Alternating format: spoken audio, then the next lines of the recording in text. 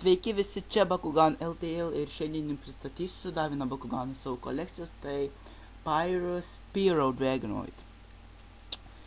Jisai iš esmės yra uždarytas ganėtinai kietas, nes visi jo tie dryžiai yra ganėtinai kieti ir ypač kietai atrodo šitie geltoni dryžiai. Šitas kristalas ir ragai, jie yra ganėtinai kieti, nes jie ryškiai išsiskiria raudonam fone. Pyro Dragonoid taipogi ryškiai išsiskiria tuo, kad jis neturi kojų, bet jisai turi kažkokius mini ekstra sparnus, ar kaip ten juos pavadinus, nežinau. Jie yra štai čia ir jie atsidaro rankiniu būdu.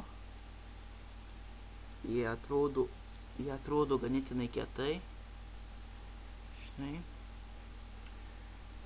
Pats jo ženklas yra štai čia viduje. Tai yra Pyrus. Aš jau jums tai sakiau, kad aš tai Pyrus, ir jo ragai, kaip ir visų Bakuganų ragai, atsidaro rankiniu būdu, štai taip. Dabar visą atidarykime, kad... Aha. Štai taip atrodo Pyro Dragonoidas atsidarė, bet tai dar ne visa jo forma, dar jisai turi tokius, kaip čia pasakius, ekstra sparnus. Štai ir jie. Jisai išties atrodo ganėtinai kietai. Ilgi sparnai ganėtinai. Turbūt ilgiausių, paskui ilgas kaklas, ilga uodega. Atrodo ganėtinai kietai. Visi šitie geltoni akcentai. Jį tiesiog... tiesiog kieti. Visi tie geltoni akcentai. Geltoni ragai, geltonas kristalas, geltoni sparnai mini. Tai tik tiek, kad jisai neturi kojų. Jisai yra toksai, kaip čia pasakyt, jisai nestovi vietoj, tai toksai šoklus yra. Nežinau kodėl, bet jis toks yra. Jis visada yra išsižiojęs. Jo žalios akys yra ganėtinai kietos.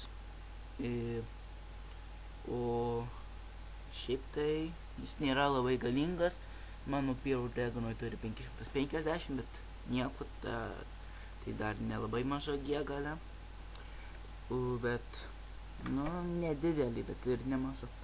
Uždaryti Pyro Dragonoid nėra labai sunku, tiesiog užlenkiam šitus ekstra sparnus.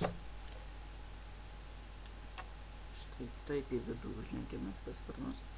Uždarom didžiuosius sparnus, tada uodegą, galvą, kad jis būtų štai taip, paskui mini sparnus ir ragus. Ir viskas, ir jis uždarytas.